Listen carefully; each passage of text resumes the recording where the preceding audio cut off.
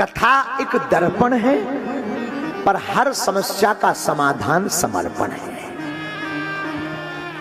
कथा तो एक दर्पण है, दर्पण का अर्थ होता है आईना। तो कथा एक दर्पण है, पर हर समस्या का समाधान समर्पण है।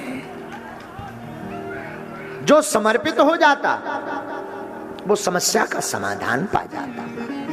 तो कल यही तो हुआ, राजा परीक्षित जी संतों के चरणों में समर्पित हो गए। क्यों? श्राप लगा, आज से ठीक 7वें दिन तक चक नामक नाग के काटने से तुम्हारी मृत्यु हो जाएगी। श्रृंगी ऋषि का श्राप लगा, सोई तुरंत सब त्याग कर। अच्छा, व्यक्ति को आपत्ति काल में भगवान बहुत नजर आते हैं। घुटना को दर्द हो जाए, हे हनुमान जी घुटना प्रारः ठीक हो जाए। न कटा, जब तोरे पांव ठीक रहे तब ते ऊटी से लागू मतलब है? अब घुटना दर्द करने लगे सो तो हनुमान जी याद आने लगे, पर जय हनुमान ज्ञान गुण सागर करने लगे। कोई अगर झूठा मूठा बता दे कि वहां से मत निकलना, वहां प्रेत मिलते हैं, भूत भूत लाला। जब भी वहां से निकलेगा वो भूत याद आ जाए। किसी दिन रात के समय निकलना हो वहीं से अकेले, लाला नानी याद आ जा, जय हनुमान ज्ञान गुण सागर, भूत पिशाच निकट नहीं है, भूत पिशाच निकट नहीं आवे। हनुमान चालीसा रटन लगे। अच्छा, हनुमान चालीसा रटत सो तो ठीक है, उसी समय कपड़ा उलझ जाए। जरिया, जरिया जानते हो, कांटों में कपड़ा उलझ जाए, जय हनुमान ज्ञान गुण सागर, भूत पिशाच। और जहां कपड़ा उलझा भूत ने पकड़ लो। हनुमान चालीसा भूल गो, कपड़ा छोड़ के दे दो, गांव में भगता है। कितनी विचित्र बात। गांव के एक व्यक्ति ने कह दिया वहां से मत निकलना, वहां प्रेत हैं। अरे जब वहां प्रेत हैं तो लाखों सालों से हमारे भारत के सनातन के संत भी कहते आ रहे, ईशावास्यमिदं सर्वम हरि व्यापक सर्वत्र समाना। अगर वहां प्रेत हैं तो बचाने वाले परमात्मा भी तो विराजमान है।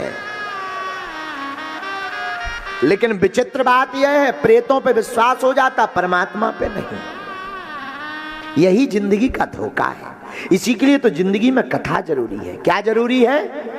जोर से बोलो ना पागलो। समर्पण हो गए राजा परीक्षित। सुखदेव जी का आगमन हुआ तो सुखदेव जी से प्रश्न पूछे, एसाम संस्मरणात् पुंसाम सद्या शुद्ध्यन्ति वै ग्रह। महाराज कुछ प्रार्थना है चरणों में, बोलो बोलो राजन। महाराज हम तो एक ही बात जानना चाहते हैं, आप योगियों के परम गुरु हैं, आपको कोई नहीं पा सकता।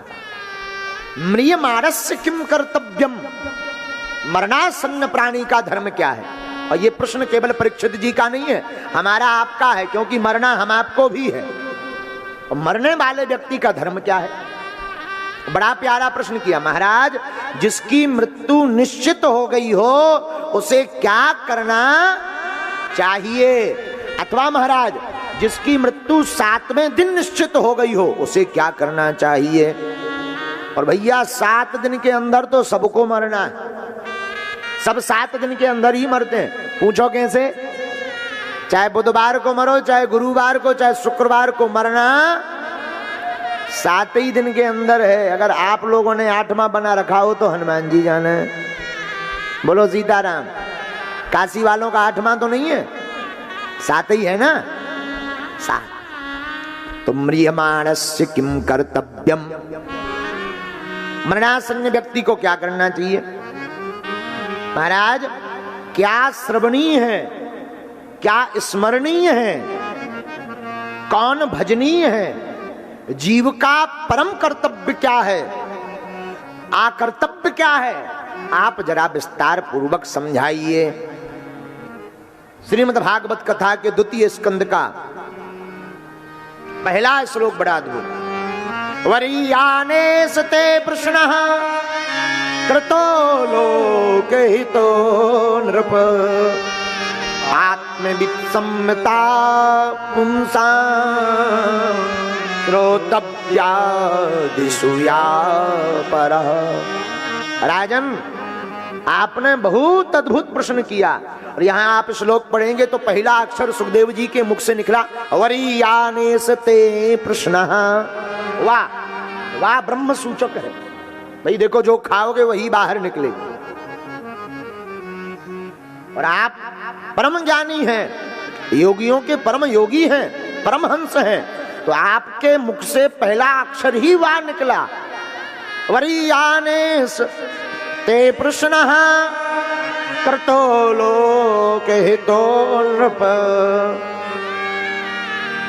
महाराज राजन, आपने जो प्रश्न किया ना, बड़ा अद्भुत प्रश्न किया। आपका अद्भुत प्रश्न है, साधु बात। आपने पूछा म्रियमाणस्य किम कर्तव्यम। राजन, मरणासन्न प्राणी का धर्म है भगवान की भक्ति को करना, यही धर्म है। भगवान को पाना यही कर्तव्य है। जीवन में आपने पूछा क्या श्रवणीय है। राजन, भगवान की कथा ही श्रवणीय है, इसके अलावा कुछ नहीं श्रवणीय है। सुनना है तो भगवान की कथा सुनो। पूछो क्या सुनो? भगवान की कथा।